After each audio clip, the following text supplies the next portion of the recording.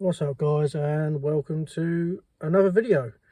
I am down the back end of Sittingbourne, a mark called Elms Ferry. It's a low water mark.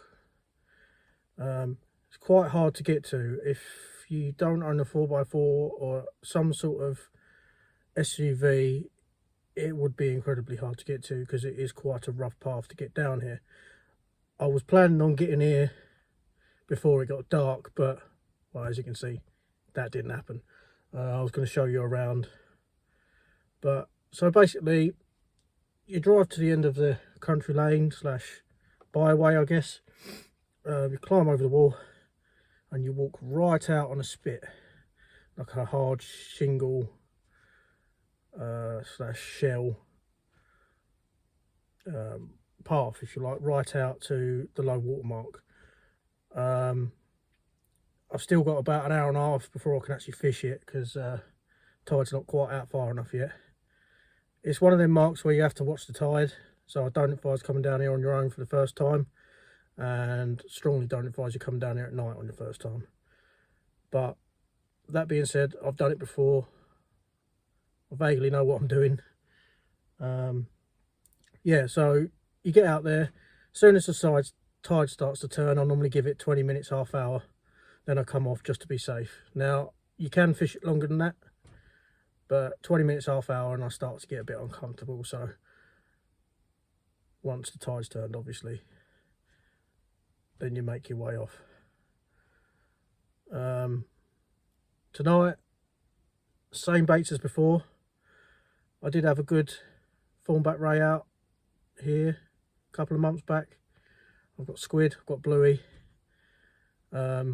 I'm a bit worried because the conditions ain't for the rays tonight, really. It's gin clear water. I've just been down there and had a look.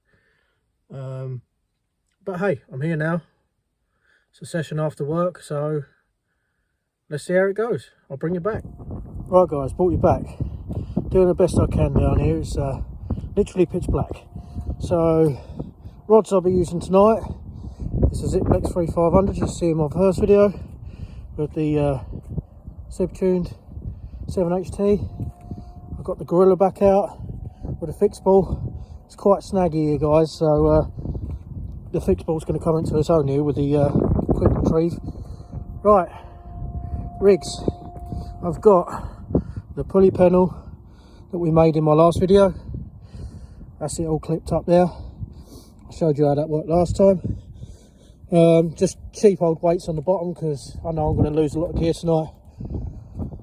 Right, on the Gorilla I have an up and over pulley rig, which is the one I want to be showing you guys next time I make a rig video, because this is my #1 ray rig. Right, so this is it all clipped up. I don't know if you can see at the top there. Sorry about the light guys.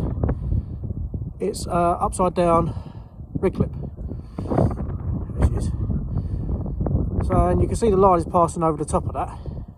Now that's actually the hook snood that goes up all the way back down and then clips in into the imp. So what happens is, obviously the water hits that comes off.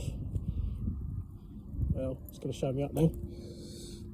And then falls right to the very bottom. So that is now fixed hard on the bottom. Now if I just show you how long I make my rigs, because it is a very long trace. That hook length is sitting there. The weight is all the way over there. The reason I like to fish them quite long, so I don't spook the fish, especially this is going to come into its own tonight with the clear water. Might help me out a little bit, but like I said, I'm not too confident with how clear the water is, but we're going to give it a go anyway. So I'll set the rods up here just to save me doing it out there in the mud, and yeah, I'll bring you back once I'm fishing. Right guys, brought you back. Hopefully the wind ain't too bad. I'm at the mark, so the car is parked way up there. See where that light is? That's a farm, and a car's parked next to that. So that gives you an idea of how sort of long this bit is. So when you get to the end, you come to these two big poles. I like to set up just in front of them. There's a little puddle in front of them, but set up in front of that, and then I run the rods just in front of me. The tide will go out a bit more. Still got an hour and a half till low, but yeah, this is the mark, guys. I know you can't really see much, but yeah, I'm doing my best with what light I've got, obviously. So I'll bring you back if anything comes along. Right, guys, brought you back, reeled in. Seems to be a lot of crabs out there in a minute, so I'll be changing baits every sort of 15-20 minutes.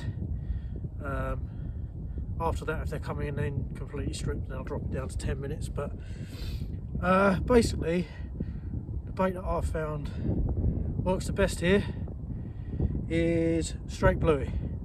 No cocktails, just straight bluey. Doesn't have to be massive.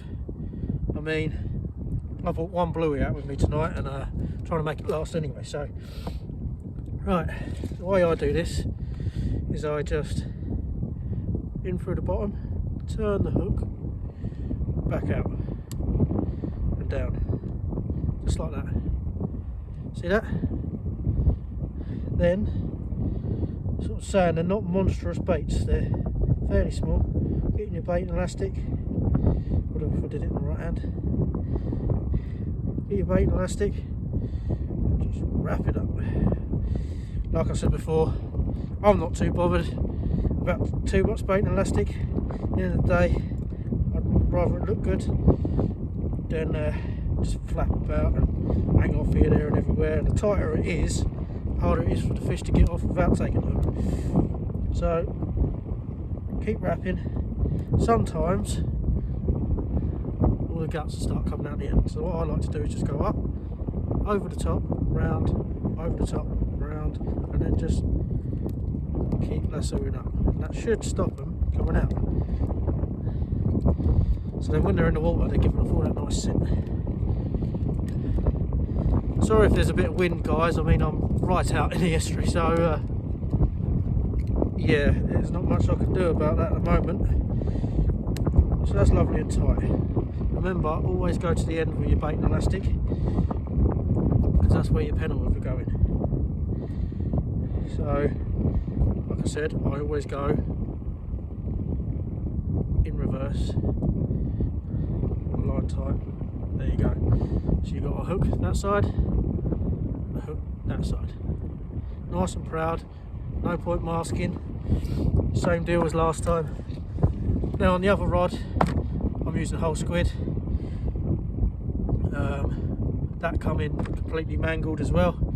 So I'll probably give it another hour and a half, see what happens. But as of now, no major bites, just little crab finicky bites. And I'll bring you back so it comes along. Cheers.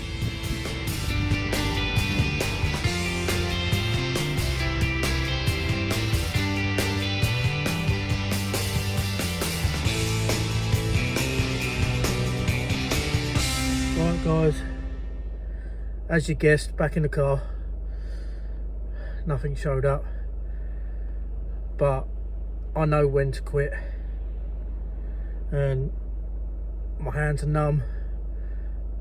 Baits were coming in absolutely destroyed with crabs. There's only so long I'm going to stand up there and feed the crabs, so to speak. I ain't getting cold for crabs, so decided to call it a little bit early. Like I said, the water was gin clear and it's not the greatest conditions. I just want to say thanks to those that have subscribed.